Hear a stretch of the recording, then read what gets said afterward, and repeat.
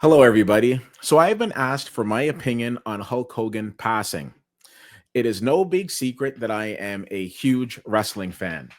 I grew up watching wrestling. I grew up watching a couple of things actually. With my dad, it was wrestling. With my mother, it was Young and the Restless. Yes, there was a time where you could not stump me in Young and the Restless trivia. Way before I was taking business classes, I knew exactly what a non compete clause was, thanks to Victor Newman. But back to wrestling. When you're looking at the history of wrestling and professional wrestling, it is hard not to acknowledge the contributions of Hulk Hogan. WrestleMania was put on the map with the main event of Hulk Hogan and Mr. T taking on Rowdy Roddy Piper and Paul Mr. Wonderful Orndorff. Of course, we can disagree and we can debate on how many people were in the Pontiac Silverdome at WrestleMania 3, but we all know that Hulk Hogan ended up slamming Andre the Giant in what it has to be one of the most iconic moments ever. Randy Macho Man Savage, Sergeant Slaughter, The Ultimate Warrior. The list of opponents went on and on. And when he was done with the WWE, he went over to the WCW, their competitor, and became Hollywood Hulk Hogan in what I think is still one of the best storylines ever, the birth of the New World Order. This fan favorite became a bad guy, and the world was in shock. The wrestling world, that is. No, Hulk Hogan has been there and done it all. And then the incident happened. Hulk Hogan went and made a sex tape. And I know a lot of you will say, well, hey, Keith, who hasn't?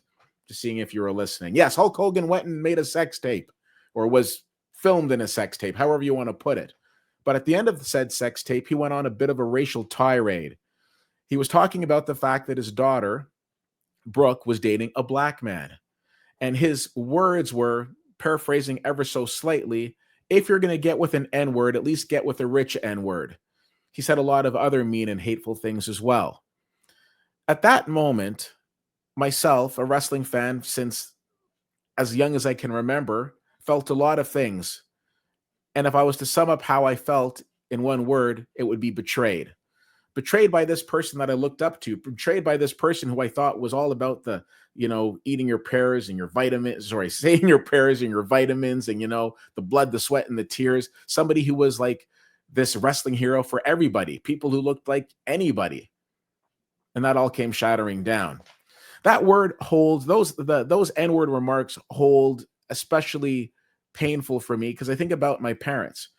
My parents, who I have up here in a framed portrait here in my office.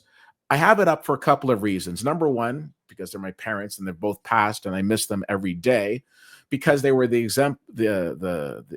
exemplification of hard work, and also the fact that my parents did not raise me to film celebratory videos when somebody died, and that's certainly not what this is. But I also remember the fact that my parents came to Canada in a time where a lot of times they were the only black people in the room. People who were subjected to disgusting amounts of racism. Now, not that my brother and I and our generation hasn't gone through it, but at that time it was a lot more overt than it was now.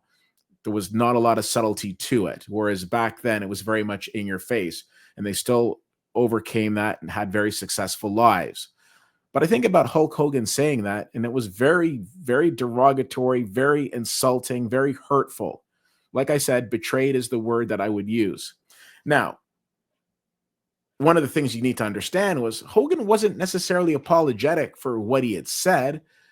He wasn't necessarily even apologetic for the fact that he got caught. He was more upset about the fact that how dare he be recorded. Mark Henry, a black professional wrestler, tried to get Hulk Hogan to go on a tour with him, to go on a tour to speak to young black students, to try to help mend his image. Hogan wouldn't hear of it. He wasn't interested in it. So a lot of people will say, well, Keith, don't judge somebody by the things that he said, because we've all said bad things and we've all said hurtful things. Sure. You can make fun of me because I've got an inexplicably shiny head, and you can make fun of me because I've got glasses or because I'm overweight. God knows a lot of people have done that. But as soon as you want to start throwing the N-word my way, you've crossed the line that we're not going to come back from. Hulk Hogan wasn't this wonderful human being. In my eyes, Hogan was a racist POS.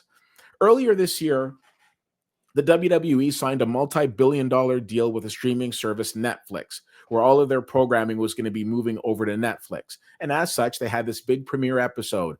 They had the executives from TKO, the company that owns WWE, there. They had the executives from Netflix there. And they brought out old superstars, one of which being Hulk Hogan. Hulk Hogan got booed out of the building. You can look it up and see the video for yourself.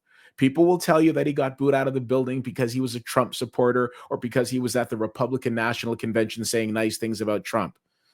No, wrestling fans don't care about your political allegiance. They care about the fact that he's a racist POS, and because they've got good memories, because they remember exactly what he was. The curtain was pulled back and we were getting to see the real person. Now, as much as I am not here to celebrate the fact that he's dead, and I'm not happy about it, I'm not sad about it either, though. I'm not mourning. I'm not sad, and like I'm just not mourning it. And the reason that I'm not mourning it is because of the person that he was. Now, there are people who pass away every day, but for whatever reason, we take time when it's a celebrity. I'm not saying that's right or wrong, but it just seems inconsistent. The loss of life, any life, is sad. As somebody who's gone through loss, I feel for his family. I sincerely feel for his friends. But in terms of the person that he was, I can't mourn that person. I just can't. I've heard people come out and say that, oh, this is the biggest loss to sports since Kobe Bryant. Agree to disagree. I've also heard people say that, Hulk Hogan wasn't just on the Mount Rushmore of wrestling. He was the Mount Rushmore of wrestling. Again, agree to disagree. When somebody passes, we feel the need to come out and romanticize them, I suppose. And that's what's happening here. The reality is that he wasn't a good person. The reality is that he wasn't trying to mend fences and trying to atone for the things that he had said. Hogan had doubled down on it, and this wasn't the only time he'd made racial remarks like this. So, to each their own. If you want to go ahead and mourn Hulk Hogan and say, oh, my childhood's gone, then you can go ahead and do that. I just won't be joining in that. Again, not in any way, shape, or form celebrating the fact that he's passed away.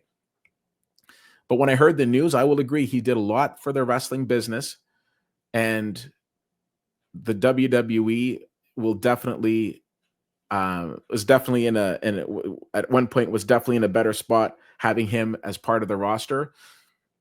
But that was a long time ago. Janet Jackson likes to say, "What have you done for me lately?" And if we're asking that question of Hulk Hogan, you're not going to like my answer. So again, definitely not celebrating the fact that he passed away, but I'm absolutely not going to mourn it either. So for those of you wondering what my thoughts are on the passing of Hulk Hogan, there it is. I hope you're all doing well, and we'll talk to you soon.